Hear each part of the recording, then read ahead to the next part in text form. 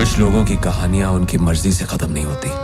একটা টিজার মাত্র ১ মিনিট, কিন্তু এই ১ মিনিটেই সোশ্যাল মিডিয়া পুরো আগুন লাগিয়ে দিয়েছে। ১৯ বছর পর ইমরান হাশমি আবার ফিরছেন শিবম হয়ে। কিন্তু জানেন সবথেকে বড় প্রশ্নটা কি?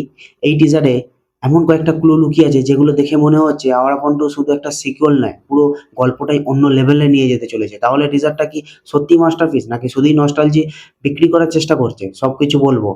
তবে একটা ডিটেইল একদম শেষে বলবো যেটা শুনলে আপনারও মাথায় নতুন থিওরি চলে আসবে। তাই ভিডিওটা একদম শেষ পর্যন্ত দেখবেন। হ্যালো বন্ধুরা, আমি দিব্যেন্দু আর আপনারা দেখছেন সিনে দিব্য। আজ আমরা কথা বলবো সদ্য মুক্তি পাওয়া আওয়ার আপন 2 এর অফিসিয়াল টিজার নিয়ে। চলুন সময় নষ্ট না করে শুরু করে নেওয়া যাক। টিজার শুরু হতেই যে জিনিসটা প্রথমে নজরে পড়ে সেটা হলো ইমরান হাশমির স্ক্রিন প্রেজেন্স। এত বছর পরেও চরিত্রটার মধ্যে সেই রহস্য, সেই কষ্ট, গভীরতা এক ঝলকেই অনুভব করা যায়।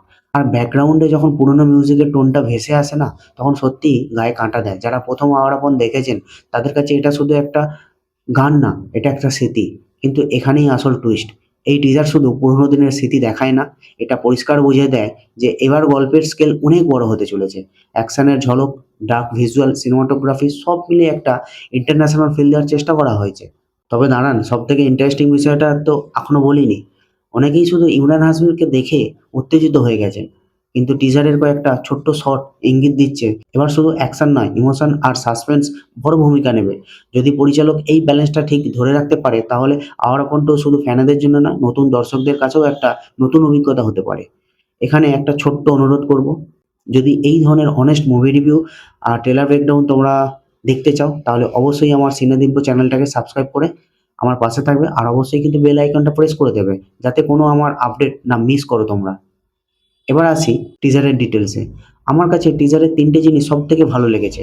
প্রথমত ইমরান হাশমির দুর্দান্ত স্ক্রিন প্রেজেন্স, দ্বিতীয়ত টিজারের ব্যাকগ্রাউন্ড মিউজিক আর নস্টালজিক টোন, আর তৃতীয়ত সিনেমার ভিজুয়াল কোয়ালিটি। দেখে মনে হচ্ছে মেকাররা এবার আগের থেকে অনেক বড় ক্যানভাসে কাজ করছে। তবে সবকিছু যে একদম পারফেক্ট তা কিন্তু নয়। আমার ব্যক্তিগতভাবে মনে হয়েছে টিজারে গল্পের বিষয়ে খুব কম দেখানো হয়েছে। এটা হয়তো ইচ্ছাকৃত, কিন্তু কিছু দর্শকদের কাছে টিজারটা একটু বেশি রহস্যময় লাগতে পারে। আর কয়েকটা ভিএফএক্স শট আরো হয়তো ভালো হতে পারত। যদিও এটা শুধু টিজার, তাই চূড়ান্ত মতামত কিন্তু এক্ষুনি দেওয়া ঠিক হবে না। এবার আসি সেই প্রশ্নে, টিজারটা কি হাইপের যোগ্য? আমার উত্তর হ্যাঁ। কারণ এই টিজারের কাজ পুরো গল্প বলে দেওয়া নয়, দর্শকদের মনে একটা কিউরিওসিটি, আগ্রহ তৈরি করা, এবং সেই টিজারটা একদম পারফেক্ট কাজ করেছে তার ভূমিকায়। এখন শুধু অপেক্ষা ট্রেলারে। যদি ট্রেলারটা একই রকমের শক্তিশালী হয়, পাওয়ারফুল হয়, তাহলে আওয়ার কন্টু আগামী বছরের সবথেকে আলোচিত সিনেমাগুলোর মধ্যে একটা হতে পারে। এবার আপনাদের পালা। আওয়ার কন্টু এর টিজার কি আপনাদের ভালো লেগেছে?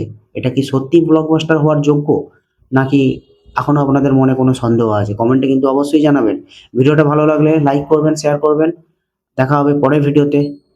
ততক্ষণ পর্যন্ত সিনেমা দেখুন, ভালো থাকুন। জয় হিন্দ, বন্দে মাতরম।